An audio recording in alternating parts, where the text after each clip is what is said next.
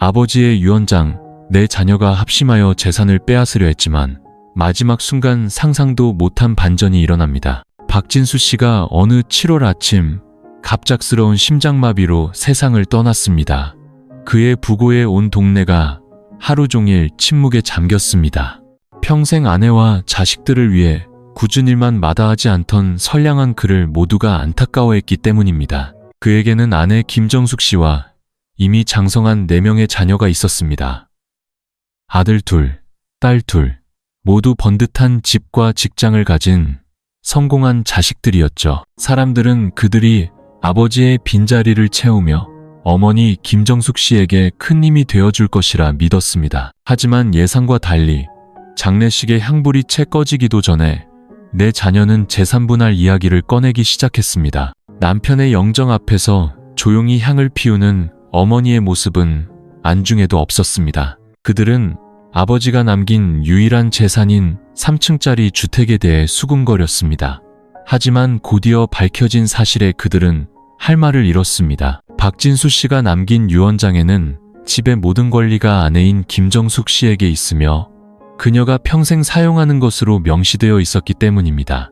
충격은 곧 분노로 바뀌었고 내 자녀는 비밀리에 모여 대책을 논의하기 시작했습니다. 각자의 방식은 달랐습니다. 어떤 자식은 어머니를 구슬려 집을 팔아 똑같이 나누자고 했고 다른 자식은 변호사를 고용해 유언장의 쉼표 하나까지 샅샅이 파헤쳤습니다. 더 끔찍한 일을 꾸미는 자식도 있었습니다. 바로 어머니 김정숙 씨가 의사결정 능력이 없다는 것을 증명하려 한 것입니다.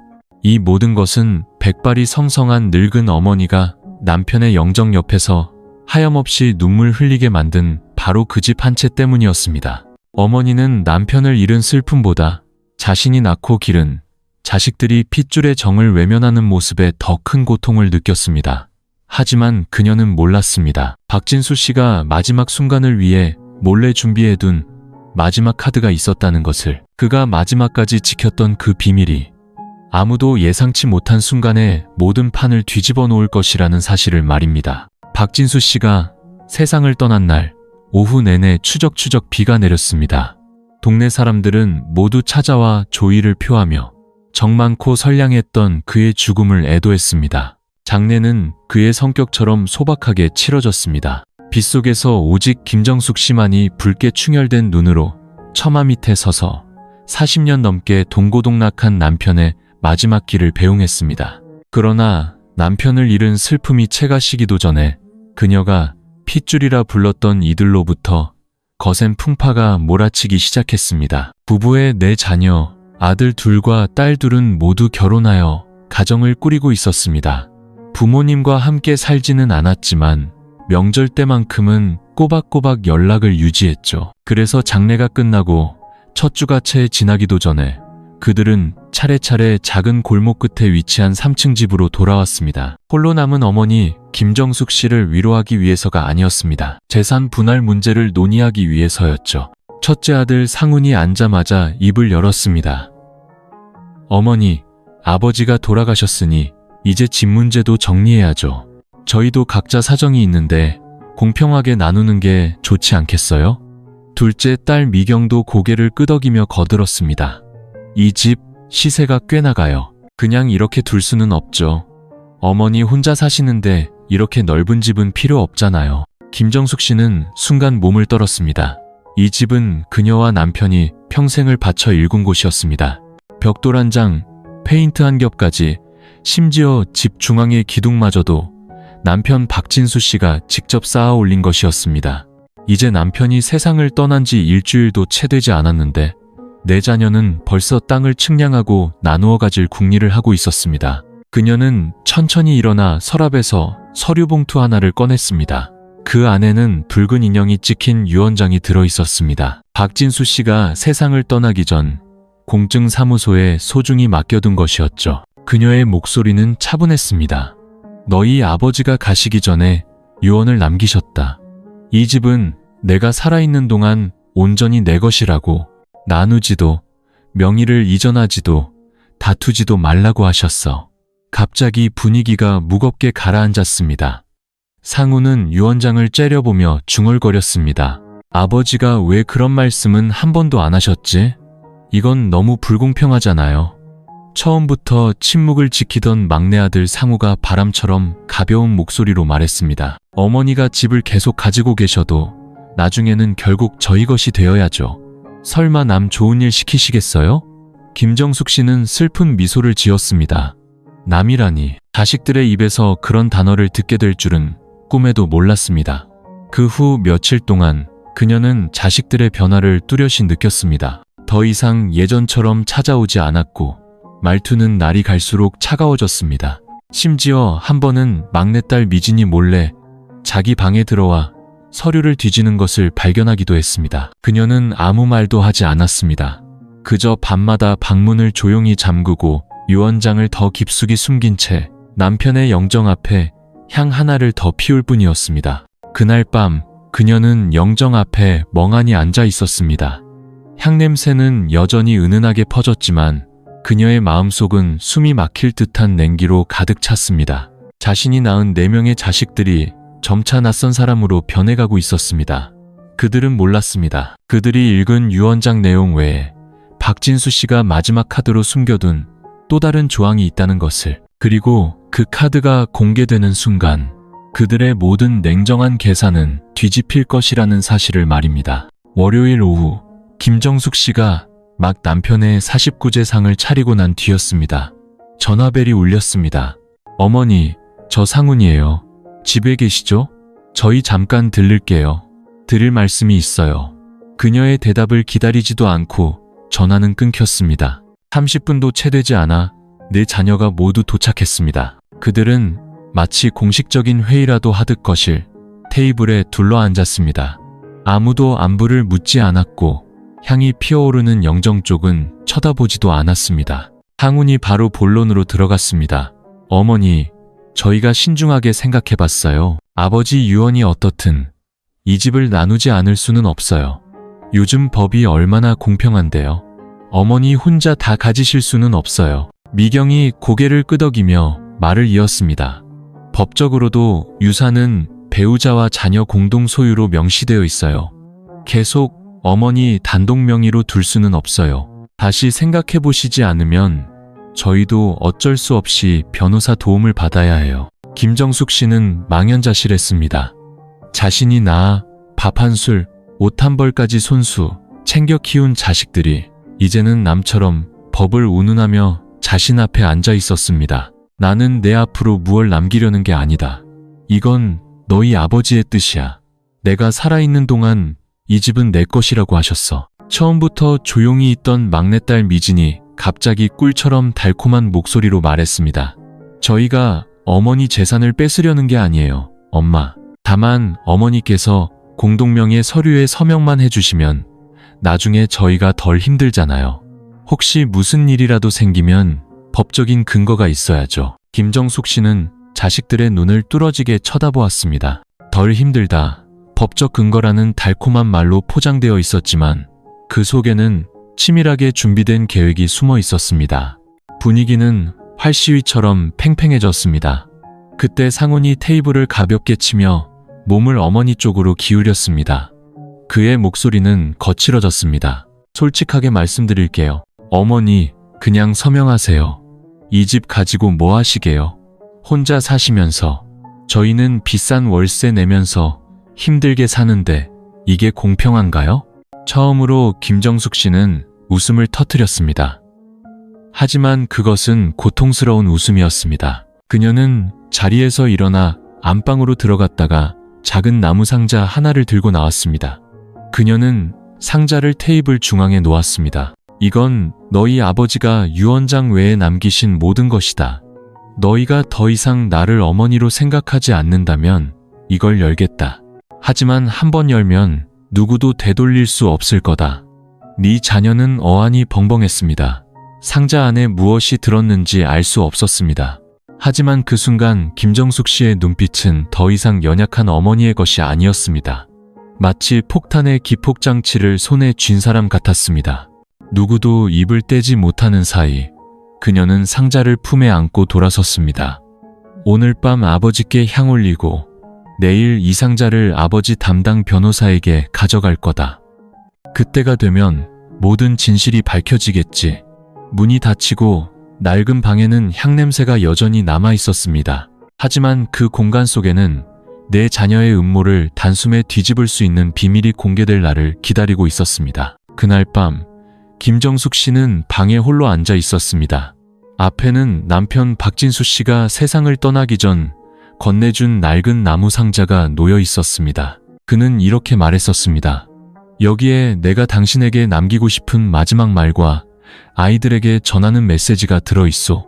필요할 때가 오면 그때 열어보시오. 그녀는 상자 뚜껑을 가만히 쓰다듬었습니다. 마음이 복잡했습니다. 어머니의 마음은 언제나 가족의 평화를 지키고 싶어 했습니다. 하지만 지금의 침묵은 자식들을 더 깊은 탐욕의 늪으로 빠뜨릴 뿐이라는 것을 그녀는 알았습니다. 상자를 열자 안에는 자식들이 상상했던 금이나 집문서 같은 것은 없었습니다. 단지 단정하게 접힌 종이 뭉치와 그 위에 놓인 빛바랜 손편지 한 통이 전부였습니다. 그녀는 첫 줄부터 남편의 글씨임을 알아보았습니다. 정숙 씨, 만약 당신이 이 편지를 읽고 있다면 나는 더 이상 이 세상에 없고 내가 걱정하던 일이 현실이 되었다는 뜻이겠지. 우리 아이들이 예전 같지 않다는 걸 알아요. 물질이 아이들의 눈을 멀게 했소. 하지만 두려워하지 마시오. 내가 모든 것을 준비해 두었으니까. 편지 바로 아래에는 박진수 씨가 개인 변호사와 체결한 신탁 계약서가 있었습니다. 공증과 증인 서명까지 완벽했습니다. 내용은 명확했습니다. 집과 모든 재산은 아내 김정숙 씨가 평생 소유한다. 그녀가 세상을 떠난 후 자식들이 효도를 다하고 어머니에게 재산 강탈이나 강요행위를 하지 않았을 경우 남은 재산을 나누어 갖는다. 반대로 강압적인 행동, 소송, 명예 이전 강요 등의 행위가 있을 경우 모든 재산은 박진수, 김정숙 부부의 이름으로 된 자선재단에 기부되며 누구도 한 푼도 받을 수 없다. 김정숙 씨는 그 부분을 읽으며 눈물을 쏟았습니다. 남편은 자신뿐만 아니라 언젠가 기댈 곳이 되어주길 바랐던 자식들의 타락까지 걱정했던 것입니다. 다음 날 아침, 그녀는 모든 서류와 편지를 들고 남편의 개인 변호사 사무실을 찾았습니다. 변호사는 서류를 훑어본 후 고개를 끄덕이며 말했습니다. 걱정 마십시오. 사모님, 이런 날이 올 줄 알았습니다. 박진수 씨가 남긴 모든 것은 이미 법적으로 효력이 발생한 상태였습니다. 만약 자제분들이 선을 넘는 행동을 한다면 제가 사모님을 대신해 계약서대로 처리하겠습니다. 오후에 김정숙 씨는 내 자녀 모두에게 전화를 걸어 저녁 식사를 하자고 했습니다. 그날 집안의 분위기는 이상하리만치 고요했습니다. 마치 폭풍전야 같았죠. 모두가 밥 한 술을 막 떴을 때 그녀는 신탁 계약서 사본과 남편의 편지를 그들 앞에 놓았습니다. 아무 말 없이 그저 조용히 말했습니다. 너희가 정말 이 집이 전부라고 생각한다면 이걸 자세히 읽어보렴. 아직 나를 어머니로 생각한다면 빈손이 되는 일은 만들지 말아라. 방 안은 쥐 죽은 듯 조용해졌습니다. 밥그릇 소리도 원망의 말도 사라지고 오직 내 자녀가 서로를 바라보는 침묵만이 남았습니다. 그리고 그 순간 그들은 자신들이 만든 게임이 이제 막 뒤집혔다는 것을 깨달았습니다. 그날 밤 내 자녀가 모두 돌아간 후 김정숙 씨는 거실에 홀로 앉아 있었습니다. 노란 불빛이 아직 치우지 않은 식탁을 조용히 비추고 있었습니다. 공간은 시계 초침 소리가 들릴 정도로 고요했습니다. 그녀는 자신이 한 일이 옳은지 그른지 알 수 없었습니다. 다만 무덤에 누워있는 남편의 마음이 자식들의 재산 다툼으로 어지럽혀지는 것을 더 이상 두고 볼 수 없다는 것만 알 뿐이었습니다. 다음 날 아침 그녀는 일찍 일어나 차를 준비하고 수십 년 된 습관처럼 툇마루에 앉았습니다. 하지만 마음은 예전처럼 평온하지 않았습니다. 어젯밤 일 이후로 어느 자식 하나 조용히 물러서지 않을 것임을 알고 있었습니다. 그리고 그녀의 예상대로 점심때쯤 낯선 번호로 전화가 걸려왔습니다. 김정숙 씨 되십니까? 저는 박상훈 씨, 그러니까 첫째 아드님의 개인 변호사 김 변호사라고 합니다. 유 원장의 법적 효력을 재확인하는 문제로 한번 뵙고 싶습니다. 목소리는 부드럽고 전문적이었지만 한 글자 한 글자가 비수처럼 그녀의 마음에 밝혔습니다. 결국 그들은 포기하지 않은 것입니다. 그날 오후 둘째 딸 미경이 찾아왔습니다. 평소에 세련된 옷차림이 아닌 수수하고 긴장된 표정이었습니다. 집에 들어서자마자 그녀는 고개를 숙였습니다. 엄마, 죄송해요. 어젯밤 제가 말이 심했어요. 하지만 엄마도 이해해 주셔야 해요. 저희도 다 걱정돼서 그런 거예요. 엄마 혼자 계시니까 저희가 마음이 안 놓여서요. 김정숙 씨는 딸의 눈을 똑바로 쳐다보았습니다. 그 순간 그녀는 이 눈빛이 더 이상 엄마에게 매달리던 어린 딸의 눈빛이 아님을 깨달았습니다. 그것은 세상 물정에 밝고 계산적이며 지친 한 여인의 눈빛이었습니다.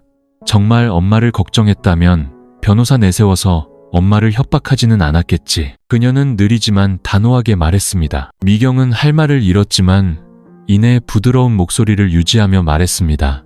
협박하려는 게 아니에요. 하지만 엄마도 이렇게 큰 집을 계속 혼자 가지고 계실 수는 없잖아요. 사람은 영원히 살 수 없어요, 엄마. 나도 안다.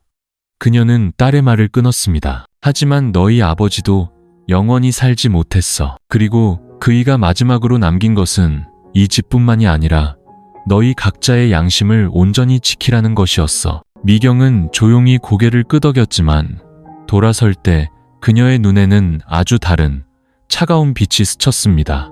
그날 밤 김정숙 씨는 이웃에게서 문자를 받았습니다. 아주머니, 아침부터 어떤 사람들이 와서 아주머니 댁 사진을 찍고 있어요. 몰래 멀리서 카메라로 찍는 게 아무래도 수상해요. 조심하세요. 그녀는 텅 빈 집 안에 홀로 앉아 곧 닥쳐올 폭풍을 직감했습니다. 그녀는 더 이상 두렵지 않았습니다. 그녀의 손에는 모든 증거와 남편이 자신을 홀로 두지 않고 지켜보고 있다는 믿음이 있었기 때문입니다. 하지만 그녀는 다음 일이 자식들이 아닌 5번째 인물로부터 시작될 줄은 몰랐습니다. 이 이야기에 한 번도 등장하지 않았지만 모든 강탈 계획을 완전히 무너뜨릴 핵심 인물 말입니다. 8월 중순의 어느 아침, 김정숙 씨가 마당에 난초에 물을 주고 있을 때였습니다. 초인종 소리가 울렸습니다. 철문 틈으로 보니 정장을 깔끔하게 차려입고 검은 서류 가방을 든 낯선 중년 남성이 서 있었습니다. 안녕하십니까, 어르신. 김정숙 씨 맞으십니까? 네, 제가 김정숙입니다만 누구시죠? 남자는 가볍게 고개를 숙이며 명함 한 장을 내밀었습니다. 저는 법무법인 안민의 최 변호사라고 합니다. 3년 전 남편분이신 박진수 선생님께서 개인적인 서류 몇 가지를 저에게 맡기셨습니다. 이제 공개해야 할 때가 되어 찾아왔습니다. 잠시 시간 괜찮으시겠습니까? 김정숙 씨는 그 자리에 얼어붙었습니다. 남편이 비밀리에 법률 대리인을 두었다고 어렴풋이 언급한 적은 있었지만 자세히는 말해주지 않았습니다. 그녀는 의심과 불안 속에서 최 변호사를 집 안으로 안내했습니다. 최 변호사는 가방을 열어 조심스럽게 봉인된 서류철 하나와 USB를 꺼냈습니다. 그의 목소리는 차분했지만 한마디 한마디가 북소리처럼 울렸습니다. 이것은 원본 유언장에 첨부된 비밀 부록입니다. 박진수 선생님께서 별도로 작성하여 저희에게 보관을 맡기셨으며 법적 효력을 가집니다. 내용은 자제분들이 집을 두고 분쟁을 일으키기 전까지는 공개하지 않도록 되어 있었습니다. 3년 전부터라고요? 김정숙 씨의 목소리가 떨렸습니다. 네, 박진수 선생님께서는 모든 상황을 미리 예감하셨습니다. 그는 이기심 때문에 재산이 강탈당하는 것을 원치 않으셨고 무엇보다 아내분께서 상처받는 것을 막고 싶어 하셨습니다. 말을 마친 최 변호사는 가져온 노트북에 USB를 꽂았습니다. 화면에 영상 하나가 나타났습니다. 조명이 약간 어두웠지만 병세가 악화되기 전에 건강한 박진수 씨의 얼굴이 선명하게 보였습니다. 그의 목소리가 평소처럼 차분하게 울려 퍼졌습니다. 나는 이 주소에 위치한 집의 소유주, 박진수입니다. 나는 모든 갈등을 예방하기 위해 이 선언을 남깁니다. 만약 내 아내 김정숙 씨가 자식들로부터 강요, 분쟁, 소송을 당할 경우 나는 모든 재산이 이 비밀 부록 조항에 따라 처리되기를 요구합니다. 책임자는 내가 선택한 독립 변호사인 최 변호사입니다. 또한 한 가지 사실을 공개하고자 합니다. 나에게는 1990년생 현재 강릉에 거주하는 이준호라는 혼외자가 있습니다. 나는 DNA 검사를 마쳤으며 모든 법적 증거를 가지고 있습니다. 만약 현재의 자식들이 어머니에 대한 효도를 지키지 못한다면 최종 상속분은 준호에게 넘어갈 것입니다. 김정숙 씨는 그 자리에 얼어붙었습니다. 등 뒤로 차가운 바람이 스쳐 지나가는 듯 했습니다. 영상 속 남편의 얼굴은 여전히 평온했지만 그가 남긴 내용은 그녀의 가정에 떨어진 폭탄과도 같았습니다. 혼외자, 비밀 부록, 공증된 영상 기록까지 모든 조각들이 맞춰지며 네 자녀가 꾸미고 있는 계획과는 전혀 다른 그림이 완성되고 있었습니다. 최 변호사는 조용히 노트북을 닫고 서류 사본을 김정숙 씨에게 건넸습니다. 이제부터 자제분들이 어떠한 압박이나 소송을 제기할 경우 저는 법적 절차에 따라 이 모든 정보를 공개할 것입니다. 김정숙 씨는 돌처럼 굳어 앉아 있었습니다. 가슴이 아팠지만 더 이상 두려움 때문이 아니었습니다. 평생 계산이라고는 모르고 살던 선량한 남편이 마치 미래를 내다본 것처럼 한 걸음 한 걸음 모든 수를 준비해 두었다는 사실 때문이었습니다. 밖은 이미 해가 높이 떴습니다. 하지만 그녀의 마음속에는 거대한 폭풍이 몰아치고 있었습니다. 그리고 그 폭풍은 내 자녀의 음모를 날려버릴 뿐만 아니라 족보에 단 한 번도 이름이 오른 적 없었던 또 다른 아들의 등장을 예고하고 있었습니다. 최 변호사를 만난 지 사흘이 지났지만 김정숙 씨는 여전히 충격에서 벗어나지 못했습니다. 그녀는 이준호라는 아들의 존재에 대해 그리고 남편이 남긴 마지막 영상과 편지에 대해 누구에게도 말하지 않았습니다. 남편은 왜 수십 년간 이 사실을 숨겼을까? 무슨 이유로 왜 이제야 공개한 걸까? 하는 질문이 머릿속을 맴돌았습니다. 하지만 그녀는 남편을 원망하지 않았습니다. 마음 깊은 곳에서 그녀는 남편이 한 모든 일이 자신을 보호하고 한 사람의 어머니이자 아내로서의 최소한의 존엄을 지켜주기 위함이었음을 이해했습니다. 그날 저녁, 그녀가 물을 끓이고 있을 때 문 두드리는 소리가 들렸습니다. 초인종의 시끄러운 소리가 아닌 분명하고 절도 있는 3번의 노크였습니다. 문을 열자 눈앞에는 30살쯤 되어 보이는 한 청년이 서 있었습니다. 까무잡잡한 피부에 눈빛은 선량했지만 어딘가 낯설었습니다. 안녕하세요, 어르신. 제가 준호입니다. 아버님 영상에서 보셨을. 그녀는 그 자리에서 굳었습니다. 청년의 얼굴에서 어딘가 익숙한 느낌이 들었습니다. 오똑한 콧날, 약간 처진 어깨. 젊은 시절의 남편을 꼭 닮아 있었습니다. 그녀는 입술을 깨물고는 조용히 고개를 끄덕였습니다. 들어오너라. 준호는 안으로 들어와 감격에 찬 눈빛으로 집안을 둘러보았습니다. 그는 감히 앉지도 못하고 마치 잠시 들른 손님처럼 문가에 서 있었습니다. 아버지가 돌아가신 줄 몰랐습니다. 최 변호사님의 연락을 받고서야 알게 됐습니다. 아버지께서는 만약 상황이 걷잡을 수 없이 되면 제가 아버지가 남긴 유산을 대변할 권리가 있다고 하셨습니다. 김정숙 씨는 준호에게 따뜻한 차를 따라주었습니다. 그녀의 손은 떨렸습니다. 분노 때문이 아니라 벅차오르는 감정 때문이었습니다. 나는 내 존재를 전혀 몰랐. 네, 아버지는 한 번도 말해주지 않았어. 준호는 고개를 숙였습니다. 눈가가 붉어졌습니다.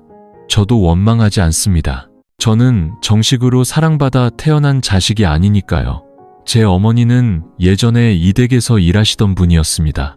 임신 사실을 알고 조용히 떠나셨다고 합니다. 아버지는 제가 꽤 자란 몇 년 뒤에야 그 사실을 아셨지만 그 후로 아무에게도 알리지 않고 조용히 저를 지원해 주셨습니다. 김정숙 씨는 가슴에 소금을 뿌리는 듯한 아픔을 느꼈습니다. 남편이 평생 숨겨온 삶의 한 조각이었습니다. 하지만 그녀를 가장 마음 아프게 한 것은 남편의 지난 과오가 아니라 그가 양쪽 모두의 명예를 지키기 위해 누구도 상처받지 않게, 어떤 아이도 소외되지 않게 노력했다는 사실이었습니다. 준호는 서류 봉투를 꺼내 그녀에게 건넸습니다. 여기 모든 서류가 있습니다. DNA 검사 결과서, 아버지의 위임장, 그리고 유언 신탁의 부록 조항까지요. 저는 아무것도 다툴 생각이 없습니다. 다만 형님과 누님들이 계속 어머니를 압박한다면 법적으로 제가 나설 수밖에 없습니다. 김정숙 씨는 조용히 봉투를 받았습니다. 그녀는 눈앞에 청년이 탐욕스러운 사람이 아님을 알았습니다. 저 눈빛, 저 목소리에는 모두 남편의 모습이 담겨 있었습니다. 인내심 있고 과묵하지만 결코 약하지 않은 모습이었습니다. 다음 날 그녀는 네 자녀를 집으로 불렀습니다. 몇 주 만에 처음으로 4명 모두가 빠짐없이 모였습니다. 분위기는 이전처럼, 아니 이전보다 더 팽팽했습니다. 모두들 어머니가 드디어 굴복하거나 재산을 다시 나누어 줄 것이라 생각했습니다. 하지만 거실로 들어선 순간 그들은 얼어붙었습니다. 준호가 그곳에 앉아 있었습니다. 그는 일어나 공손하게 고개를 숙였습니다. 안녕하십니까? 저는 이준호라고 합니다. 형님, 누님들의 이복동생입니다. 아무도 말을 잇지 못했습니다. 막내딸 미진의 손에서 숟가락이 떨어지는 소리가 팽팽한 침묵을 깨뜨렸습니다. 김정숙 씨가 입을 열었습니다. 목소리는 낮았지만 단호했습니다. 너희가 아직 나를 어머니로 생각한다면 이제 그만하거라. 이제부터 나는 더 이상 혼자가 아니다. 집안은 깊은 침묵에 잠겼습니다. 하지만 그 침묵은 마지막 대결을 예고하는 신호탄이었습니다. 그곳에서 핏줄로 이어진 가족들은 선택해야 했습니다. 돌아서거나 아니면 제 손으로 가족을 파멸의 끝으로 밀어넣거나. 방 안의 공기는 마치 폭풍이 휩쓸고 간 것처럼 무거웠습니다. 아무도 입을 열지 않았습니다. 내 자녀는 모두 준호를 마치 과거에서 걸어나온 유령처럼 쳐다보았습니다. 침묵을 깬 것은 둘째 딸 미령이었습니다. 엄마, 이게 다 뭐예요? 왜 저희는 이제야 알게 된 거죠? 낯선 사람이 갑자기 나타나서 동생이라고 하면 그걸 어떻게 믿어요? 김정숙 씨는 대답하지 않았습니다. 준호가 차분하게 서류철을 열어 그들 앞에 놓았습니다. 바로 믿어주시길 바라지 않습니다. 하지만 모든 증거가 여기에 있습니다. 아버지께서 직접 진행하신 DNA 감정서에는 기관의 직인과 서명이 있습니다. 그리고 아버지의 친필 편지와 신탁 계약서 부록도 함께 있습니다. 첫째, 상훈이 벌떡 일어나 테이블을 내리쳤습니다. 눈이 붉게 충혈되어 있었습니다. 이게 대체 무슨 상황입니까? 갑자기 낯선 놈이 나타나서 아버지 목도 있고 어머니 목도 있고 그럼 친자식인 우리는 뭐가 되는 겁니까? 막내딸 미진이 분노에 차 끼어들었습니다. 엄마는 지금 저 외부인 편을 드시는 거예요? 저희는 뭐예요? 평생 누구를 위해 사셨어요? 이제 와서 남이 재산 나누는 걸 가만히 보고만 계시게요? 김정숙 씨는 여전히 아무 말도 하지 않았습니다. 그녀는 조용히 일어나 남편의 영정으로 다가가 영정사진을 내려 테이블 위에 조심스럽게 놓았습니다. 너희가 아직 이 사람이 너희 아버지라는 걸 기억한다면 이걸 먼저 읽어라. 그리고 나서 다시 이야기하자. 그녀는 준호가 내민 서류 뭉치를 가리켰습니다. 내 자녀는 서로를 쳐다보다가 상황의 무게에 짓눌린 듯 마지못해 서류를 집어들었습니다. 종이가 한 장 한 장 넘어갈수록 그들의 표정은 분노에서 당혹감으로 그리고 이내 무력감으로 변해갔습니다. 마침내 상훈이 서류를 내려놓으며 낮은 목소리로 말했습니다. 아버지가 모든 걸 계획하셨군요. 아버지는 저희를 얼마나 못 믿으셨으면 다른 사람을 데려와 저희를 대신하게 하신 겁니까? 준호는 상훈의 눈을 똑바로 쳐다보았습니다. 분노 없이 그저 담담하게 말했습니다. 누구도 누구를 대신하지 않습니다. 저는 여러분의 삶에 끼어들고 싶지 않았습니다. 하지만 제가 여기 있는 건 아버지께서 원하셨기 때문입니다. 형님과 누님들이 어머니를 압박하지 않았다면, 모두가 가족의 정을 지키며 살았다면 저는 결코 나타나지 않았을 겁니다. 준호의 말은 한 사람 한 사람의 마음에 깊은 상처를 냈습니다. 그들은 자신들이 잃어가고 있는 것이 집이 아니라 어머니와 돌아가신 아버지의 믿음이라는 가장 소중한 것임을 깨달았기 때문입니다. 미경이 갑자기 울음을 터뜨렸습니다. 더 이상 날카로움이나 계산적인 모습은 없었습니다. 그저 무너지는 진실 앞에 선 한 명의 자식일 뿐이었습니다. 엄마, 저희가 잘못했어요. 하지만 저희 마음도 알아주세요. 저희는 몰랐어요. 아버지가 이렇게까지 준비하셨을 줄은. 저희는 엄마가 약해지셔서 집을 잃게 될까봐. 김정숙 씨는 한숨을 쉬며 눈물 어린 눈으로 자식들을 바라보았습니다. 나는 가난하게 외롭게 살 수는 있다. 하지만 한상에 둘러앉아 서로를 의심하고 거짓말로 가득 찬 눈빛을 보내는 내 자식들의 모습은 도저히 견딜 수가 없구나. 아무도 더 이상 말을 잇지 않았습니다. 준호가 조용히 일어나 고개를 숙였습니다. 저는 이만 강릉으로 돌아가겠습니다. 저는 무엇을 가지러 온 것이 아닙니다. 아버지와의 마지막 약속을 지키러 왔을 뿐입니다. 어머니께 무슨 일이 생기면 제가 나서서 어머니를 지킬 겁니다. 하지만 모든 일이 괜찮아진다면 저는 외부인으로 남겠습니다. 준호의 말에 집안은 깊은 침묵에 잠겼습니다. 증오의 침묵이 아니라 맹목적인 탐욕에서 깨어나는 사람들의 침묵이었습니다. 그날 오후 철문이 닫혔습니다. 준호의 모습이 담장 너머로 사라지고 뒤에는 거대한 폭풍을 겪은 한 가족이 남았습니다. 하지만 과연 폭풍은 정말 끝난 것일까요? 탐욕은 쉽게 사라지지 않고 내 자녀 중 모두가 진심으로 패배를 인정한 것은 아니었기 때문입니다. 그 만남 이후 김정숙 씨는 모든 것이 끝났다고 생각했습니다. 더 이상 다툼도 문을 두드리며 무언가를 요구하는 사람도 없었습니다. 며칠 동안 집은 이상할 정도로 평온했고 마치 아무 일도 없었던 것 같았습니다. 하지만 그녀는 그 침묵이 진정한 평화가 아님을 알고 있었습니다. 그리고 그녀의 예감은 맞았습니다. 일주일 후 그녀는 구청 법원으로부터 소환장을 받았습니다. 내용은 김정숙 씨와 공동 상속인 박상훈 씨 간의 유산 분쟁 조정이었습니다. 손이 떨려왔습니다. 다 읽지 않아도 첫째 아들 상훈이 자신을 상대로 공식적으로 소송을 제기했다는 것을 알 수 있었습니다. 그날 밤 그녀는 자식들에게 전화를 걸었습니다. 책망하기 위해서가 아니라 사실을 확인하기 위해서였습니다. 하지만 미경, 상우, 미진 세 사람 모두 놀란 반응을 보였습니다. 엄마, 무슨 말씀이세요? 저희는 오빠가 소송 건 거 몰라요. 진짜로 그렇게 했다고요? 저희한테는 아무 말도 없었어요. 그녀는 전화를 끊었습니다. 마음속에 형용할 수 없는 감정이 차올랐습니다. 실망스러웠지만 아프지는 않았습니다. 어쩌면 그녀는 이미 냉담함에 믿었던 사람에게 뒤통수를 맞는 일에 익숙해졌는지도 모릅니다. 법정에 가는 날, 그녀는 혼자였습니다. 낡은 검은색 치마 저고리를 단정하게 차려입었습니다. 그녀는 싸워서 무언가를 쟁취하기 위해서가 아니라 세상을 떠난 남편의 마지막 부탁을 지키기 위해 법정에 섰습니다. 법정 안에서 상우는 개인 변호사와 함께 있었습니다.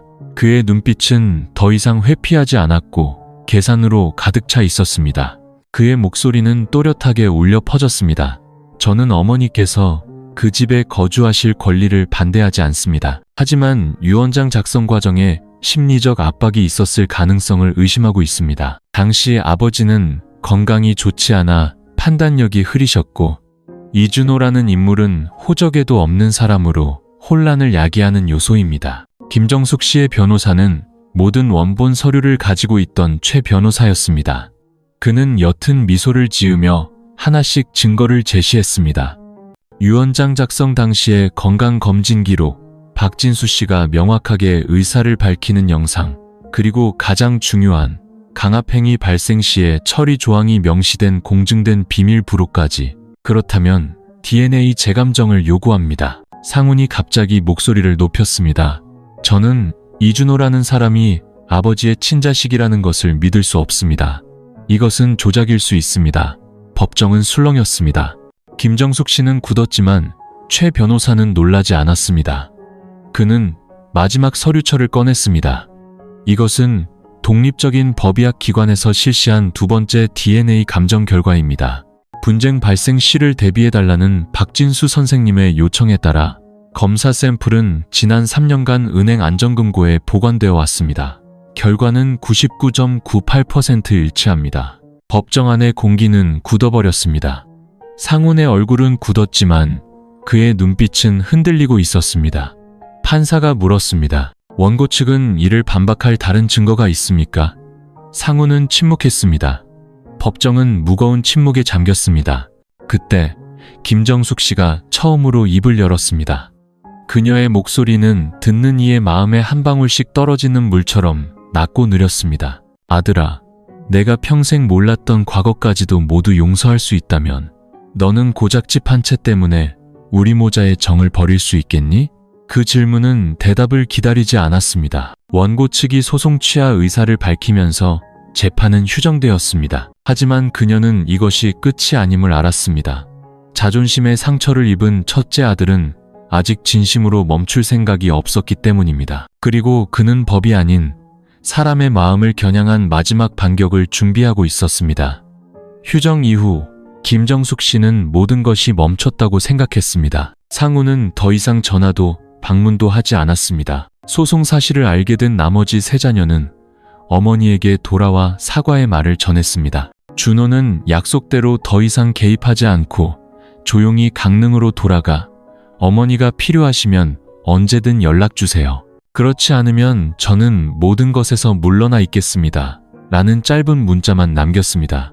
하지만 고요한 날들이 계속되면서 불길한 예감이 들기 시작했습니다. 어느 날 김정숙 씨가 시장에 갔을 때 단골 채소 가게 주인이 조용히 속삭였습니다. 아주머니, 혹시 댁에 무슨 분쟁이라도 있어요? 어떤 사람이 동영상을 찍어서 동네 커뮤니티에 올렸는데 늙은 어머니가 자식을 집에서 쫓아냈다고 하던데요. 김정숙 씨는 그 자리에서 얼어붙었습니다. 집에 돌아와 휴대폰을 열자 얼마 지나지 않아 그 게시물을 찾을 수 있었습니다. 과거의 영상들을 짜깁기 한 3분짜리 동영상이었습니다. 상훈이 분노한 표정으로 집을 나서는 장면, 막내딸 미진이 우는 소리, 불분명하게 처리된 대화 내용, 영상 아래에는 수백 개의 댓글이 달려 있었습니다. 불효자식도 많지만 친어머니가 자식을 쫓아내다니 충격이다. 분명 누군가 뒤에서 할머니를 조종하는 거다. 돈과 집이 생기니 돌아서는구나. 지하에 계신 남편이 불쌍하다. 그녀의 이름이 직접 언급되지는 않았지만 동네 사람이라면 누구 이야기인지 다 알 수 있었습니다. 다음 날 아침 그녀가 쓰레기를 버리러 나갔을 때 이웃들의 시선이 예전 같지 않았습니다. 어떤 사람은 고개를 돌렸고 어떤 사람은 수군거렸습니다. 그녀는 마치 온 골목이 등 뒤에서 속삭이는 것 같은 기분을 느끼며 걸었습니다. 그날 오후 미경이 창백한 얼굴로 찾아왔습니다. 엄마, 보셨죠? 오빠가 한 짓이에요. 사람을 고용해서 영상을 만들고 페이스북 그룹에 올렸어요. 여론을 자기 쪽으로 돌리겠다고 했대요. 김정숙 씨는 의자에 조용히 앉아 있었습니다. 체면을 잃을까 두려워서가 아니었습니다. 법정에서 패배한 명예를 조금이라도 되찾기 위해 친어머니를 비방하는 방법을 택한 아들의 모습에 가슴이 아팠기 때문입니다. 오빠는 엄마가 화해 쪽으로 방향을 틀지 않으면 준호 씨에 대한 서류까지 전부 공개하겠다고 협박했어요. 한번 명예를 잃는 게 재산을 전부 잃는 것보다 낫다고요. 그제야 김정숙 씨는 상훈이 더 이상 법을 노리지 않는다는 것을 깨달았습니다. 그는 더 위험한 무기를 선택한 것입니다. 사회적 여론, 명예, 신뢰, 때로는 판결문보다 더 무서운 것들이었습니다. 그날 밤 그녀는 잠들지 못했습니다.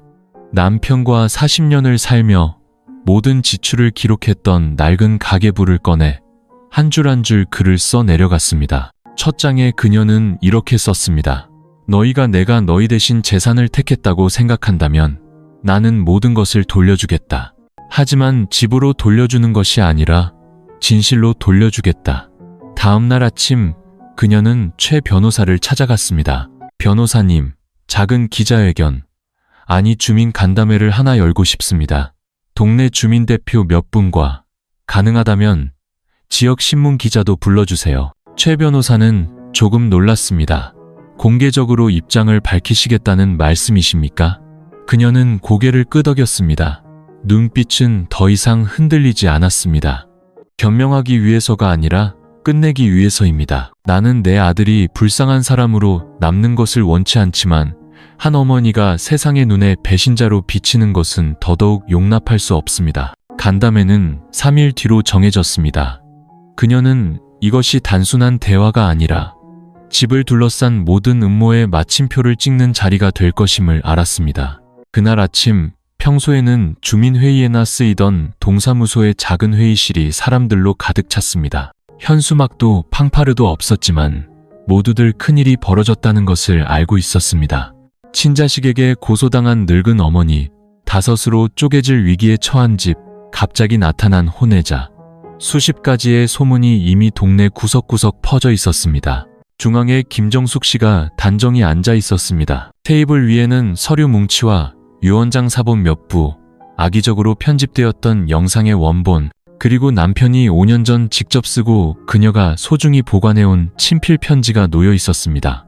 그녀 곁에는 과묵하지만 날카로운 최 변호사가 앉아 있었습니다. 뒤에는 몇몇 친한 이웃과 지역 공무원, 그리고 이 가족 분쟁에 흥미를 느낀 지역 신문 기자가 자리했습니다. 분위기는 고요했고 카메라와 휴대폰이 그녀를 향했습니다. 김정숙 씨가 조용히 일어섰습니다. 저는 말을 잘하는 사람이 아닙니다. 하지만 오늘 저는 누구를 이기기 위해 말하는 것이 아닙니다. 저는 단지 한 아내로서, 한 어머니로서, 그리고 세상을 떠난 남편의 마지막 명예를 지키기 위해 말하고자 합니다. 그녀의 목소리는 약간 떨렸지만 시선은 피하지 않았습니다. 네, 제가 이 집을 가지고 있는 것은 사실입니다. 남편 박진수 씨가 남겨준 것입니다. 서류도, 서명도, 공증도 다 있습니다. 하지만 무엇보다 이 집은 저희 부부가 40년간 돈 한 푼, 시멘트 한 포대, 벽돌 한 장을 아껴가며 쌓아 올린 추억입니다. 저는 또한 남편에게 이준호라는 다른 아들이 있었다는 것도 압니다. 저는 남편을 원망하지도 준호를 탓하지도 않습니다. 준호는 단 한 번도 무언가를 빼앗으려 하지 않았습니다. 정작 저를 협박하고 소송을 걸고 없는 이야기를 만들어내며 아버지가 지키려 했던 것을 빼앗으려 한 사람들은 바로 제가 낳고 기른 제 자식들입니다. 회의실은 숨소리조차 들리지 않았습니다.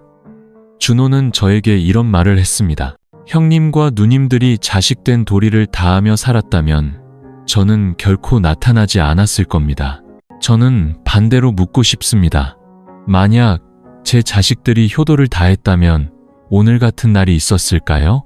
그녀는 편지를 테이블 위에 놓았습니다. 5년 전 남편이 직접 쓰고 공증까지 받은 편지였습니다. 내용은 준호가 친자식임을 확인하고 자식들 간에 분쟁이 발생할 경우 변호사에게 모든 권한을 위임한다는 것이었습니다. 최 변호사가 앞으로 나와 스크린을 켰습니다. 남편 박진수 씨의 원본 영상이 재생되었습니다. 이번에는 편집되지 않은 완전한 영상이었습니다.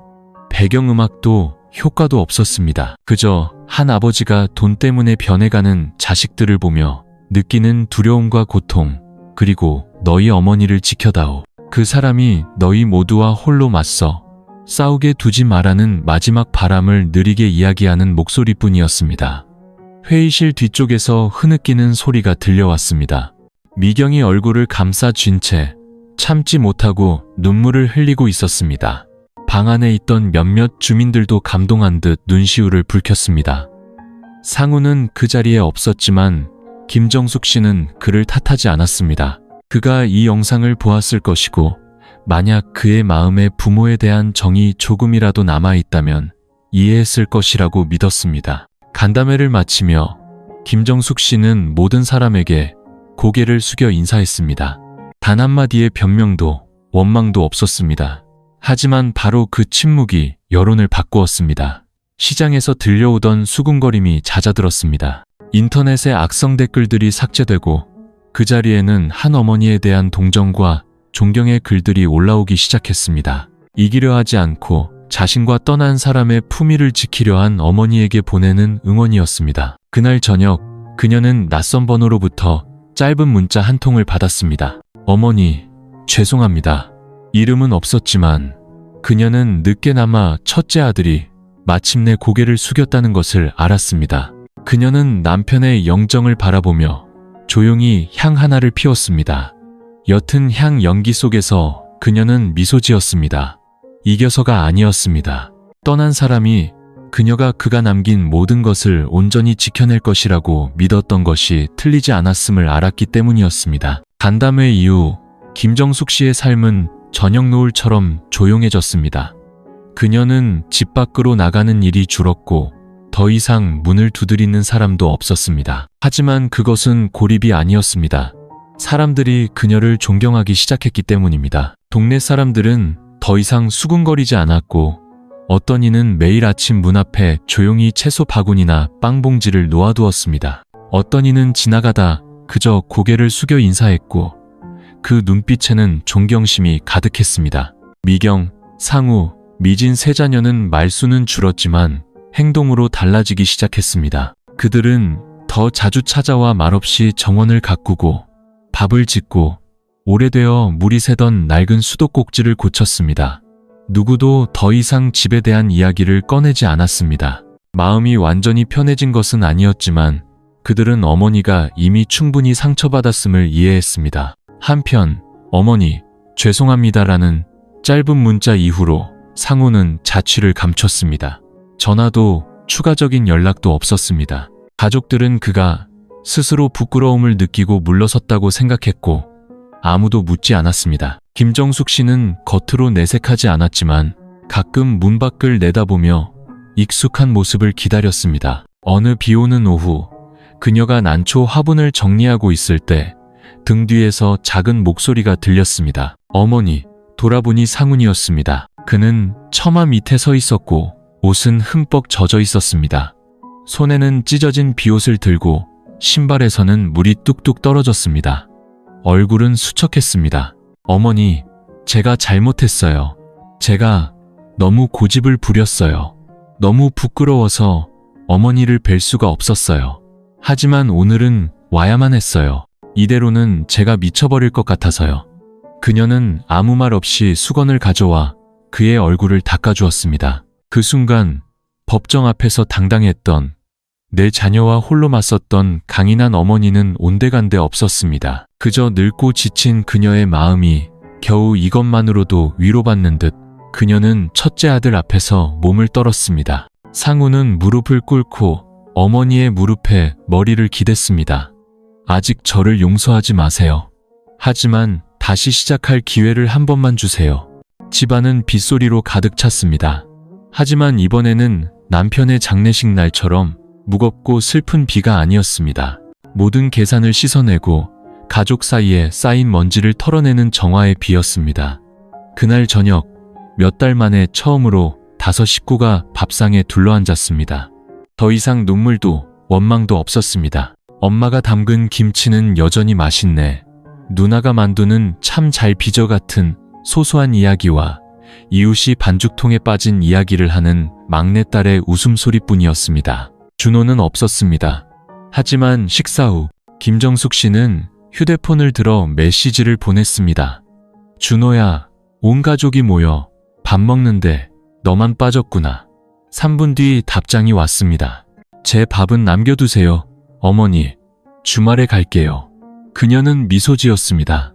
주름진 손으로 화면을 쓰다듬는 것이 마치 진짜 아들을 만지는 것 같았습니다. 하지만 모든 것이 제자리로 돌아왔다고 생각했을 때 또 다른 시련이 조용히 다가오고 있었습니다. 이번 시련은 사람의 마음이 아닌 운명에서 비롯되었습니다.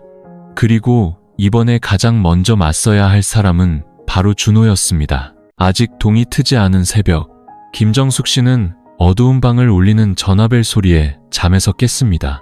이렇게 이른 시간에 잠이 깬 것은 오랜만이었습니다. 잠이 덜 깬 채 화면을 보니 낯선 번호였습니다. 잠시 망설이다 전화를 받았습니다. 여보세요. 수화기 너머에서는 젊은 여성의 다급한 목소리가 들려왔습니다. 저, 김정숙 어르신 맞으신가요? 저는 강릉병원 간호사입니다. 아드님 이준호 씨가 어젯밤 교통사고로 응급실에 실려왔습니다. 상태가 심각해서요. 바로 와주실 수 있으신가요? 김정숙 씨는 그 자리에서 굳었습니다. 손에서 힘이 빠져 휴대폰이 바닥에 떨어졌습니다. 1초 뒤 그녀는 떨리는 손으로 휴대폰을 다시 주워 물었습니다. 괜찮은 거니? 의식은 있고 병원에 도착했을 때 혼수 상태였습니다. 지금은 위기는 넘겼지만 부상이 심각합니다. 급히 수술 동의서에 서명해 주실 보호자가 필요합니다. 누구에게 알릴 겨를도 없이 김정숙 씨는 가방을 챙겨 낡은 외투를 걸치고 가장 빠른 차를 타고 강릉으로 향했습니다. 거의 300km에 달하는 길을 가는 동안 그녀는 주머니 속 손수건만 꽉 쥐고 있었습니다. 남편이 쓰던 낡은 손수건이었지만 항상 가지고 다녔습니다. 1분이 지날 때마다 준호가 떠올랐습니다. 선량한 눈빛, 형과 누나들에게 공손히 고개를 숙이던 모습. 저는 아무것도 원하지 않아요. 그저 어머니가 평안하시길 바랄 뿐입니다. 라고 말하던 차분한 목소리가 귓가에 맴돌았습니다. 병원에 도착했을 때 준호는 중환자실에 누워 있었습니다. 얼굴은 창백했고 이마에는 붕대가 감겨 있었으며 다리에는 깁스를 하고 산소 마스크를 통해 힘겹게 숨을 쉬고 있었습니다. 준호야, 엄마 목소리 들리니? 엄마 왔다. 대답은 없었습니다. 하지만 준호의 눈가가 미세하게 떨렸습니다. 눈물 한 방울이 뺨을 타고 흘러내렸습니다. 의사는 그녀를 복도로 데리고 나가 심각한 목소리로 말했습니다. 대퇴골 골절에 복부내 출혈이 심합니다. 응급수술은 잘 끝났지만 회복에 오랜 시간이 걸릴 겁니다. 게다가 신장 손상 징후도 보여서 지속적으로 관찰하지 않으면 만성 신부전으로 이어질 수 있습니다. 김정숙 씨는 더 묻지 않고 고개를 끄덕였습니다. 지금은 두려워할 때가 아님을 알았습니다. 낳았든 낳지 않았든 어머니는 어머니였습니다. 그녀는 상훈에게 전화를 걸었습니다. 아들아, 준호가 사고를 당했다. 지금 강릉병원인데 부탁하는 건 아니다.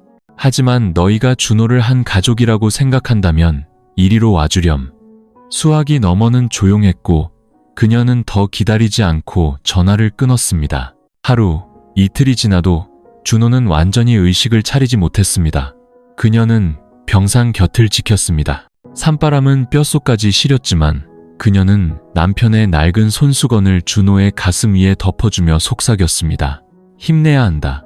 네가 포기하면 네 아버지가 나를 용서하지 않을 거야. 사흘째 되던 날 오후 그녀가 병상 옆에서 잠시 졸고 있을 때였습니다. 다급한 발소리가 들려왔습니다. 눈을 뜨자 상훈이 보였습니다. 뒤에는 미경과 미진, 그리고 평소 과묵하던 상우까지 모두 와 있었습니다. 각자 손에는 작은 짐 가방과 우유, 몇 병, 외투가 들려 있었고 눈빛은 불안해 보였습니다. 아무도 말을 꺼내지 않았습니다. 상훈이 다가와 거칠어진 손을 어머니의 어깨에 가만히 얹었습니다. 어머니, 이제 쉬세요. 이번 밤은 저희가 곁을 지킬게요. 김정숙 씨는 울지 않았습니다. 하지만 붉어진 눈가에 새벽 이슬처럼 맑은 빛이 어렸습니다.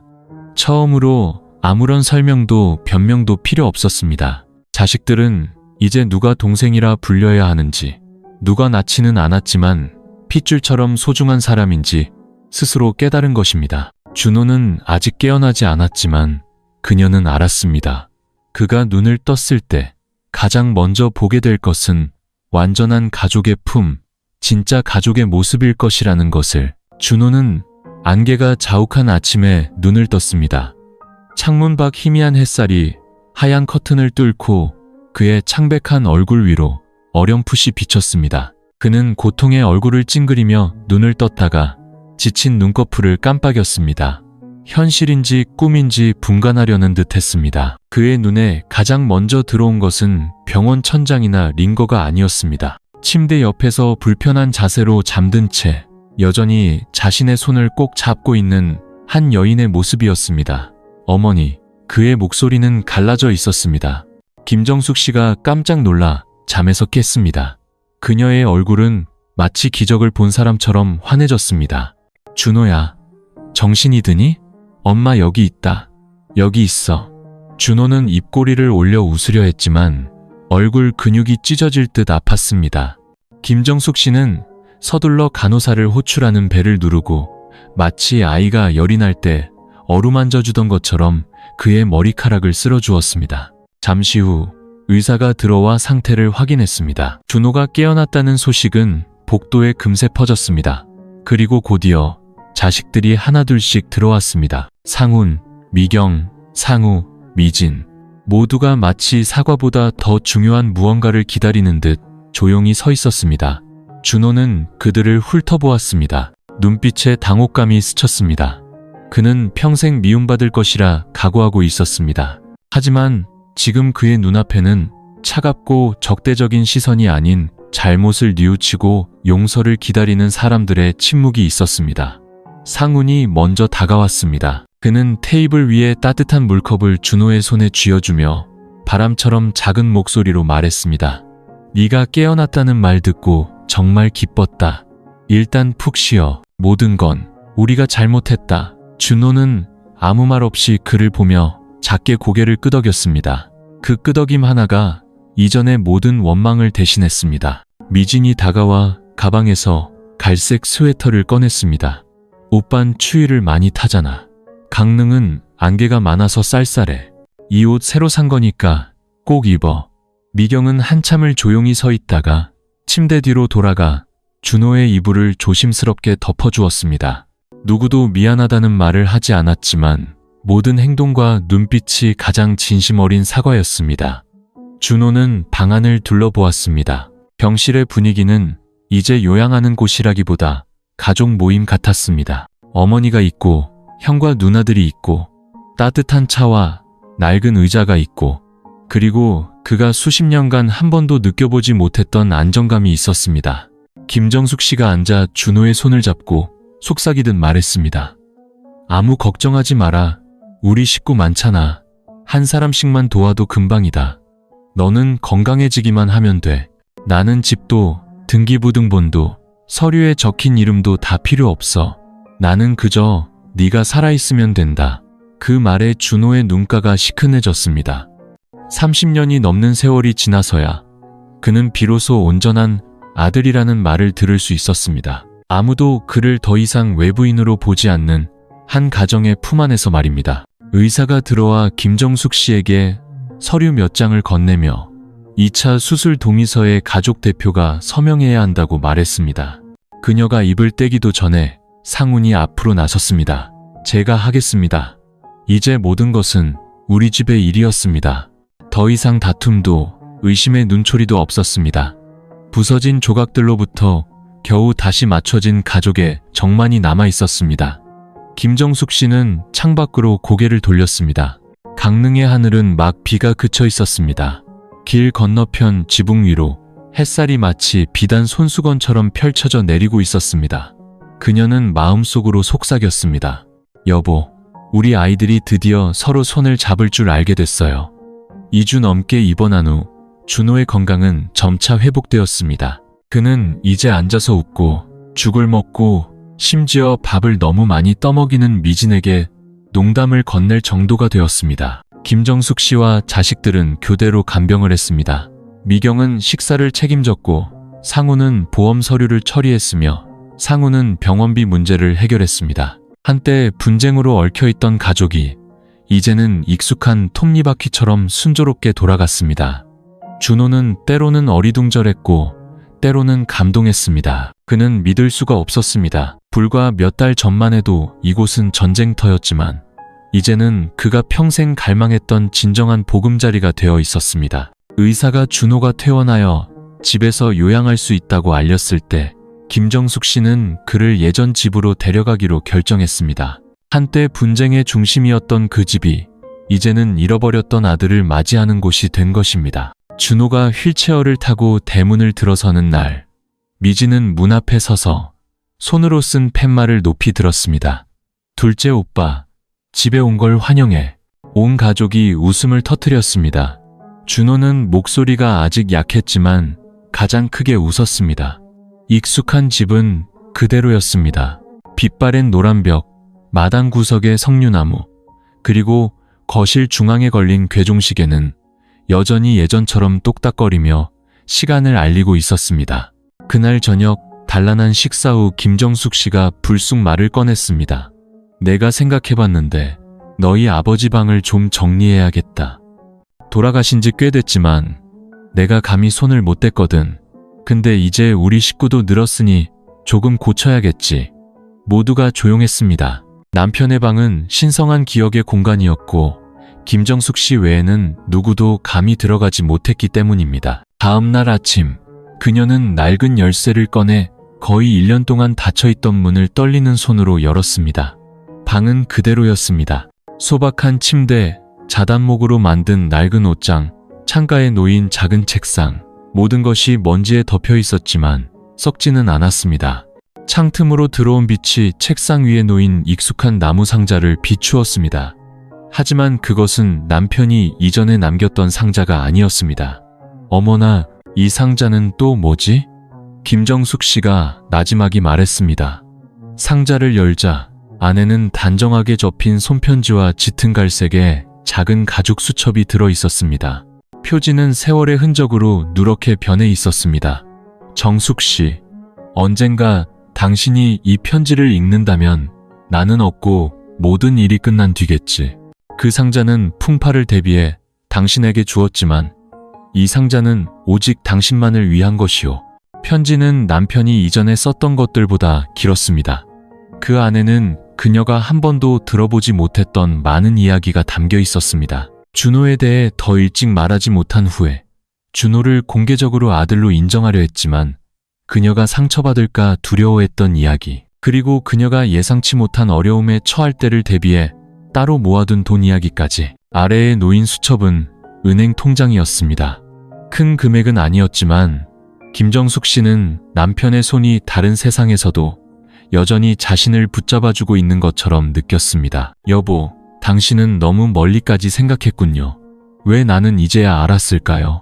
김정숙 씨는 편지 끝에 눈물을 떨어뜨리며 속삭였습니다. 상훈, 미경, 상우, 미진, 그리고 준호까지 모두 문가에 서 있었습니다. 아무도 안으로 들어오지 않았지만 모두가 다른 눈빛으로 어머니를 바라보았습니다. 그들은 저 조용한 여인의 등 뒤에 그녀가 홀로 묵묵히 견뎌온 거대한 폭풍이 있었다는 것을 깨달았습니다.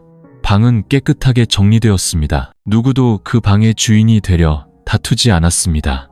김정숙 씨는 그 방을 서재로 만들기로 했습니다. 모두가 함께 앉아 낡은 책장을 넘기며 아버지를 추억하고 그가 남긴 마지막 교훈을 되새기는 공간으로 말입니다. 그리고 그날 저녁 식사 자리에서 준호가 갑자기 말했습니다.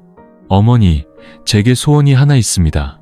만약 괜찮으시다면 서류상 이름을 바꾸고 싶습니다. 아버지처럼 박시성을 갖고 싶습니다. 모두가 조용해졌습니다. 이내 김정숙 씨가 미소 지으며 고개를 끄덕였습니다. 내 아버지가 아주 기뻐할 거다. 나도 그렇고. 박진수 씨가 세상을 떠난 지 꼭 1년이 되던 날, 첫 제삿날, 골목 끝 3층 집은 예전과는 다른 활기로 가득 찼습니다. 더 이상 계산적인 속삭임도 의심의 눈초리도 닫힌 문 뒤에 비밀 통화도 없었습니다. 대신 온 가족이 이른 아침부터 분주하게 움직였습니다. 미지는 시장을 보고 상우는 제사상 닦는 것을 도왔으며 미경은 부엌에서 바쁘게 음식을 만들었습니다. 한때 어머니를 고소했던 상우는 이제 아버지의 낡은 사진 액자를 하나하나 정성껏 닦으며 젊은 시절 아버지의 모습에 조용히 미소 지었습니다. 준호는 거의 1년 동안 굳게 닫혀있던 서재에서 아버지의 일기장을 읽고 있었습니다. 글자 하나, 메모 한 줄이 모두 조용한 당부처럼 느껴졌습니다. 창문으로 들어오는 햇살 속에서 준호의 눈빛에는 더 이상 의심이 아닌 감사함이 가득했습니다. 뭘 그렇게 혼자 보면서 웃고 있어? 상훈이 들어와 준호의 어깨를 가볍게 치며 물었습니다. 아버지 일기요. 녀석들이 싸우지 않고 한 끼 밥만 같이 먹어준다면 나도 마음이 편할 텐데 라고 쓰신 부분이 있어요. 준호가 감격에 찬 목소리로 답했습니다. 상우는 잠시 침묵하더니 천천히 말했습니다. 그럼 오늘 아버지께 제대로 된 밥 한 끼 차려드리자. 그날의 제사상은 소박하지만 따뜻함으로 가득 찼습니다. 외부 음식을 주문하지도 형식에 얽매이지도 않았습니다. 온 가족이 함께 각자 한 가지씩 음식을 만들었습니다. 아버지가 좋아하시던 돼지고기 장조림, 어머니가 끓이신 김치찌개, 그리고 아버지가 늘 만들던 방식 그대로 짜고 맵지만 깊은 맛이 나는 양념장까지. 제사상 위 영정 속 박진수 씨는 아내와 자식들로 가득 찬 밥상을 내려다보며 미소 짓는 듯 했습니다. 향 연기가 은은하게 피어오르고 작은 스피커에서 흘러나오는 독경 소리가 조용히 울려 퍼졌습니다. 김정숙 씨는 집 중앙에 서서 떨리는 손으로 향을 피우며 눈시울을 붉혔습니다. 여보, 제가 우리 집을 지켜냈어요. 저를 위해서가 아니라 아이들이 당신이 남긴 정과 도리를 지키게 하려고요.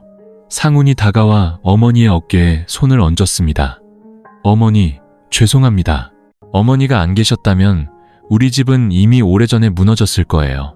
상우, 미경, 미진도 고개를 숙였습니다. 많은 말이 필요 없었습니다. 거창한 약속도 필요 없었습니다. 그저 고개를 끄덕이는 것만으로도 그들의 마음속에서 일어난 변화를 보여주기에 충분했습니다. 준호는 조용히 작은 술잔을 따라 아버지의 영정 앞에 올리며 나지막이 말했습니다. 아버지, 저 왔어요. 이제 저도 박씨가 됐어요. 아무도 저를 외부인으로 보지 않아요. 우리 집에 머물게 됐어요, 아버지. 김정숙 씨는 울음을 터뜨렸습니다. 하지만 그것은 안도의 눈물이었습니다. 폭풍을 지나온 어머니가 마침내 자식들이 서로 손을 잡는 모습을 보며 흘리는 눈물이었습니다. 제사가 끝나고 가족들은 상을 바로 치우지 않고 둘러앉았습니다. 옛날 이야기를 나누고 박진수 씨가 몰래 오토바이를 샀다가 시동거는 법을 몰라 들켰던 일화를 떠올리며 웃음꽃을 피웠습니다. 웃음소리가 이어지고 숟가락과 젓가락이 부딪히는 소리가 기억 속에서 부드러운 음악처럼 울려 퍼졌습니다. 누구도 더 이상 재산이나 상속, 법에 대해 이야기하지 않았습니다. 그들은 오직 아버지와 어머니, 그리고 우리 집에 대해서만 이야기했습니다. 그리고 그 순간 김정숙 씨는 알았습니다. 어떤 판결도, 어떤 변호사도 필요 없다는 것을. 이 모든 이야기의 최종 판결은 바로 오늘 차려진 이 밥상이라는 것을.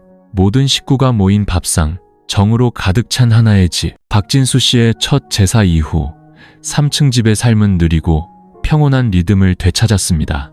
자식들은 적어도 일주일에 한 번씩은 집에 들렀습니다. 더 이상 의무나 계산 때문이 아니었습니다. 그들 스스로가 그리움을 느끼기 시작했기 때문입니다. 준호는 요양을 위해 2층에 아예 머물렀습니다. 미지는 그의 방을 따뜻한 베이지색으로 칠해주고 풍경화 몇 점을 걸어주자고 제안했습니다. 상우는 주말마다 아버지가 좋아하시던 맛있는 젓갈이나 과일을 사들고 찾아왔습니다. 그리고 김정숙 씨는 여전히 화초를 가꾸고 밥을 짓고 향을 피웠습니다. 하지만 그녀의 몸은 예전 같지 않았습니다.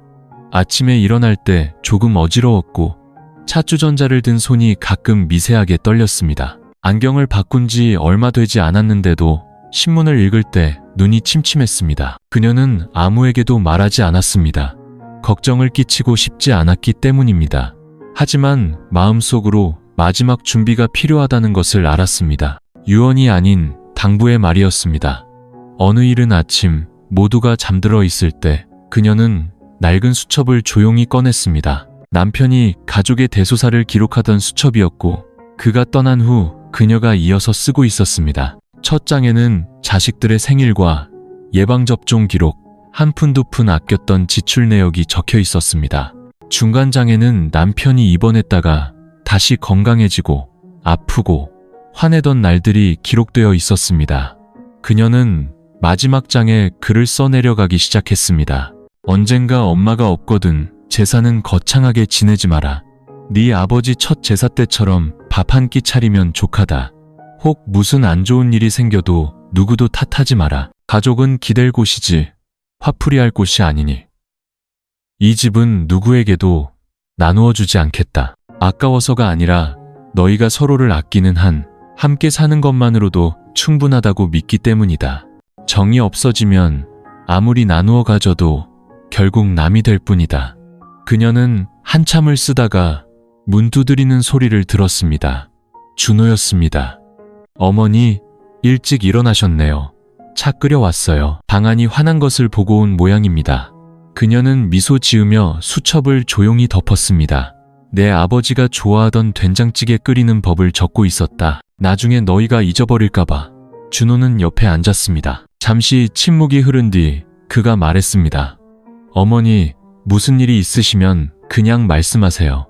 저희 걱정하실까봐 숨기지 마시고요. 이제 저도 어머니 대신할 수 있는 일이 좀 생겼어요. 그녀는 아들을 바라보았습니다. 한때 외부인이었던 그가 이제는 그녀의 마음을 가장 잘 알아주는 사람이 되어 있었습니다. 걱정될까봐가 아니라 다 말해주지 못할까봐 그런다. 그날 이후 김정숙 씨는 매일 조금씩 시간을 내어 수첩에 더 많은 것을 기록했습니다.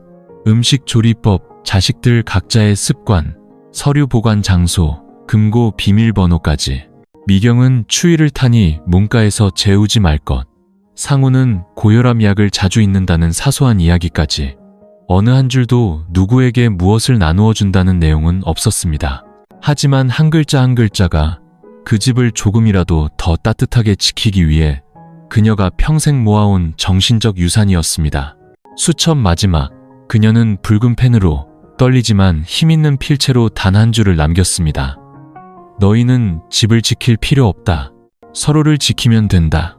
그날 오후 김정숙 씨는 툇마루에 앉아 탐스럽게 열린 석류나무를 바라보았습니다. 상우는 어머니의 차를 닦고 있었고 미진과 미경은 김치를 담그며 짠이 신건미 다투고 있었으며 상우는 낡은 선풍기를 고치고 있었습니다.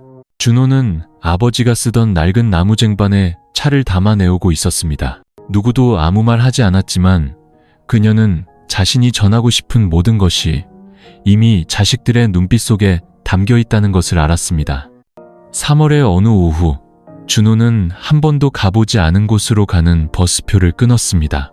그의 외가이자 어머니 김정숙 씨의 고향이었습니다. 그녀가 젊은 시절 박진수 씨를 따라 서울로 올라오며 떠나온 땅이었습니다. 준호는 어머니에게서 고향 이야기는 많이 듣지 못했습니다. 그저 바닷가 근처 하얀 모래와 거센 바람, 그리고 붉은 흙먼지 날리는 구불구불한 시골길이 있다는 것만 알 뿐이었습니다. 그는 단 하나의 목적을 가지고 떠났습니다. 어머니가 자신에게 베풀어준 모든 것에 대한 감사의 선물로 그녀가 깊이 묻어둔 기억을 찾아드리는 것이었습니다. 도시에서 그 시골 마을까지는 반나절이 꼬박 걸렸습니다. 도착한 준호는 사람들에게 물어 마침내 어머니가 어릴 적 살았던 낡은 집에 도착했습니다. 그곳은 지붕이 내려앉고 벽이 기운 폐가였습니다. 하지만 집 왼편에 아주 오래된 나무 한 그루가 여전히 서 있었습니다. 나무 밑동에는 붉은 천이 묶여 있었습니다. 옛사람들이 땅의 기운을 지키기 위해 하던 방식이었습니다. 준호가 한참을 서 있는데 이웃 할머니 한 분이 다가와 말을 걸었습니다. 그가 김정숙 씨의 이름을 말하자 할머니는 눈물을 터뜨렸습니다. 세상에, 정숙이? 김서방 댁 딸 말이여? 어릴 때 참 곱고 착했지. 마당도 잘 쓸고 물도 잘 깃고 바느질도 잘하고 온 동네 사람들이 다 예뻐했어. 서울로 시집간 뒤로는 한 번도 안 왔는데 준호는 목이 메었습니다. 그는 할머니와 오후 내내 이야기를 나누며 어머니의 작은 조각들을 들었습니다. 우물에 빠진 강아지를 구했던 이야기, 거지에게 몰래 죽을 갖다 주다 혼났던 이야기, 가난하다고 놀리는 친구들 때문에 사흘 동안 학교에 가지 않았던 이야기까지. 떠나기 전 할머니는 준호의 손에 붉은 실로 수놓인 손수건 하나를 쥐어주었습니다. 정숙이가 14살 때 참을 잊는 자를 수놓은 것이여. 나중에 꼭 다시 와서 찾아가겠다며 나한테 맡겨뒀지. 이제 자네가 왔으니 대신 전해주게나. 준호는 그 손수건을 가지고 서울로 돌아왔습니다. 대문에 들어서자마자 김정숙 씨가 놀라며 맞았습니다. 어딜 갔다 왔길래 이렇게 새까맣게 탔니? 준호는 말없이 주머니에서 빛바랜 손수건을 꺼내 어머니에게 건넸습니다. 붉은 실로 수놓인 옌자를 본 순간 그녀의 손이 허공에서 멈췄습니다. 그녀는 손수건을 쓰다듬다가 마치 돌아온 기억의 한 조각을 껴안 듯 가슴에 품었습니다. 어머니, 왜 저희한테는 한 번도 말씀 안 하셨어요? 상훈이 조용히 물었습니다. 그녀는 눈물을 글썽이며 미소 지었습니다. 나는 너희가 즐거운 것들만 보고 자라길 바랐다. 지난 힘든 일들은 나 혼자 간직하면 되니까. 그날 저녁 밥상에 온 가족이 둘러앉아 아무도 서둘러 먹지 않았습니다. 모두들 김정숙 씨가 들려주는 젊은 시절 이야기에 귀를 기울였습니다. 그녀의 어머니, 즉 5 자녀를 홀로 키우다 그녀가 16살 때 열병으로 돌아가신 외할머니 이야기였습니다. 그때는 내 손에 아무것도 없었고 나를 지켜줄 사람도 없었다. 하지만 나에게는 단 하나의 글자가 있었지. 바로 인, 렌, 자였다. 그 덕분에 내가 이 집을, 너희를, 그리고 나 자신을 지킬 수 있었던 게다. 준호는 조용히 앉아 있었습니다. 작은 손수건은 이제 그에 의해 액자에 담겨 남편의 영정엽 제사상 위에 정중히 놓였습니다. 다음날 아침, 김정숙 씨는 텐마루에 앉아 제사상의 손수건을 바라보았습니다. 그녀의 손에는 지난 몇 달간 써온 낡은 수첩이 들려 있었습니다. 이번에 그녀는 굵고 선명한 필체로 마지막 한 줄을 더했습니다. 내가 남기는 재산은 이 집에 있는 것이 아니다. 그것은 너희의 기억 속에 있다. 엄마와 아빠, 그리고 서로를 지키는 방법에 대한 기억 속에. 초여름, 햇살이 부드러워질 무렵, 김정숙 씨는 마당의 석류나무 아래에서 자식들과 차를 마시고 있었습니다.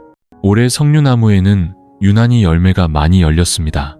지나가던 동네 사람이 이 댁은 올해 풍년이네. 나무에 열매가 많으면 집안이 평안하다던데라며 감탄했습니다. 그 말에 김정숙 씨는 그저 미소 지을 뿐이었습니다. 하지만 자식들을 돌아보며 조용히 물었습니다. 우리 집이 이제 평안해졌구나. 그런데 엄마는 아직도 뭔가 하나 부족한 것 같아. 자식들은 의아해했습니다. 뭐가 부족해요, 어머니? 원하시는 거 저희가 다 해드릴게요. 그녀는 찻잔을 내려놓고 한 명 한 명을 바라보았습니다. 집이 평안한 건 좋지. 하지만 그 평안이 이 대문 안에만 머문다면 그건 온전한 게 아니야. 나는 우리 가족의 정이 밖으로 퍼져나가길 바란다. 옛날 내 아버지처럼 아무 이유 없이 낯선 사람을 돕던 것처럼 말이다. 준호가 말했습니다. 어머니, 무슨 생각을 하고 계세요? 그녀는 미소 지었습니다. 우리 가족이 다 함께 동네를, 다른 사람들을 위해 무언가 해봤으면 좋겠다. 누구에게 보여주기 위해서가 아니라 너희가 깨닫게 하기 위해서. 집의 가치는 네 개의 벽으로만 이루어지는 게 아니라는 걸 말이다. 그 말은 한 사람 한 사람의 마음에 깊이 와 닿았습니다. 며칠간의 논의 끝에 가족은 1층 차고를 개조해 작은 동네 쉼터를 만들기로 결정했습니다. 깨끗하게 청소하고 페인트를 칠한 뒤 작은 나무 간판을 걸었습니다. 박진수 아저씨의 책방. 누구든 와서 책을 볼 수 있는 공간이었습니다. 홍보도 과시도 없었습니다. 그저 남편이 남긴 낡은 책 몇십 권, 자동차 정비책, 철학책, 그리고 얇아진 소설책 몇 권이 전부였습니다. 각자 몇 권씩 책을 더했습니다.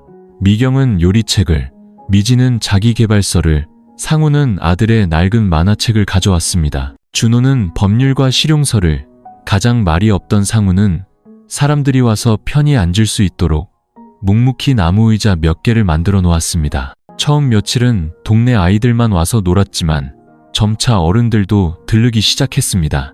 돋보기를 쓰고 책을 읽는 할아버지도 있었고 차를 마시다가 의자에서 잠이 든 택시기사 아저씨도 있었습니다. 일주일 뒤 한 여학생이 수줍게 다가와 준호에게 물었습니다. 아저씨, 혹시 집에 낡은 컴퓨터 없어요? 장학금 신청 자료를 찾아봐야 해서요. 그날 밤 상우는 수리한 낡은 노트북을 가져왔습니다. 준호는 필요한 프로그램을 깔아주었고 미경은 학생이 오래 공부하다 배고플까봐 점심 도시락을 싸주었습니다. 김정숙 씨는 그 모습을 바라보며 조용히 눈물을 흘렸습니다. 어머니, 괜찮으세요? 미진이 걱정스럽게 물었습니다. 그녀는 고개를 저으며 나지막이 답했습니다. 내 아버지가 지금 이걸 본다면 우리 가족이 드디어 베풀 줄 알게 되었다고 웃고 있을 것 같구나. 대문 밖에서 자전거 벨소리가 울릴 때 할머니 한 분이 오늘도 앉을 자리 있나? 하고 들여다볼 때 매일 오후 처마 밑에서 아이들의 웃음소리가 울려 퍼질 때 바로 그 소리들이 한때 무너졌던 가족이 이제 다른 사람들을 위해 살아가고 있음을 알리는 고른 숨소리였습니다. 어느 날 어떤 사람이 조용히 물었습니다. 이렇게 하시면 힘들지 않으세요? 집 지키고 책 지키고 낯선 사람들까지 챙기시려면요. 김정숙 씨는 그저 웃으며 처마를 가리켰습니다. 힘들지만 즐겁고 피곤하지만 따뜻해요. 평생 집을 지키는 이유는 바로 이런 기분을 느끼기 위해서니까요. 그리고 창가 한 구석, 옌자가 수놓인 손수건은 서로를 지키는 한 모든 것을 가진 것이다라는 말을 전하듯 조용히 걸려 있었습니다. 그날 이후로 몇 년이 흘렀습니다. 김정숙 씨는 세상을 떠났지만 골목 끝 낡은 집은 여전히 그 자리에 서 있었습니다. 새로 페인트를 칠하지도 확장하지도 않았습니다. 하지만 그 집은 그곳에 살았던 사람들의 마음속에서 결코 낡아지지 않았습니다. 벽돌 한 장, 창문 하나, 마당에 비치던 저녁 햇살 한 줌까지 서로를 잃을 뻔했던 한 가족의 추억을 고스란히 담고 있었기 때문입니다. 동네 책방은 여전히 문을 엽니다. 아이들이 매일 오후 와서 책을 읽고 가끔 낯선이가 들러 처마 밑에 조용히 앉아 몇 장을 읽고 떠나갑니다. 누구도 묻지 않고 설명할 필요도 없습니다. 집은 예전처럼 팔을 벌리고 있었습니다. 준호가 쓴 우리는 서로를 지킬 수 있었습니다. 라는 책은 사쇄를 찍었고 여러 외진 지역의 학교로 보내졌습니다. 특별활동 시간에 선생님들은 학생들에게 짧은 구절을 읽어주었습니다. 우리가 땅 한 평, 유언장 한 장을 두고 다툴 때 우리는 같은 성을 가진 낯선 사람들이었습니다. 부모님의 낡은 영정사진의 먼지를 함께 닦으며 소박한 밥상에 둘러앉았을 때 비로소 우리는 그분들이 남긴 가장 큰 재산이 서로를 지키는 법을 가르쳐준 것이었음을 깨달았습니다. 책 마지막 장에 준호는 온 가족이 함께 찍은 사진을 실었습니다. 부모님과 네 형제 그리고 어린 시절 내내 가족 사진 밖에 서 있어야 했던 그 자신까지 사진 속 모두가 웃고 있었습니다. 과거의 먼지도 의심의 그늘도 없는 미소였습니다. 미지는 이제 두 아이의 엄마가 되었고 아이들은 바로 그 옛집 1층에 문을 연 작은 공부방에서 공부합니다. 미경은 한부모 가정을 위해 무료 요리 교실을 열었고 상우는 골목 끝에 카센터를 차려 매달 어려운 이웃의 차를 무료로 수리해줍니다. 가장 완고했던 상우는 이제 가장 온화하게 웃는 사람이 되었습니다. 그리고 준호는 여전히 매일 아침 차를 끓여 첫 잔을 어머니의 제사상에 올립니다. 매년 제삿날이 되면 5자녀는 다시 모입니다. 밥상은 소박합니다. 된장찌개, 장조림, 얇게 썬 고추를 넣은 양념장. 하지만 누구도 짜다, 싱겁다 불평하지 않습니다. 그들이 느끼는 맛은 혀끝이 아닌 마음에 있기 때문입니다. 식사를 마치고 그들은 어머니의 수첩을 다시 읽습니다. 마지막 장은 낡아서 잉크가 조금 바래었지만 글씨는 여전히 선명합니다. 언젠가 엄마가 없거든. 집 나누지 말고 통장 따지지 마라. 너희가 함께 모여 앉아있는 한 엄마는 영원히 살아있는 것이다. 이야기는 화려한 결말 없이 끝납니다. 누구도 부자가 되지 않았고 거대한 재산을 얻지도 못했습니다. 하지만 그들은 많은 사람들이 평생을 찾아 헤매도 갖지 못하는 것을 가졌습니다. 폭풍우 뒤에 지켜낸 진짜 보금자리와 진정한 가족의 정을 말입니다.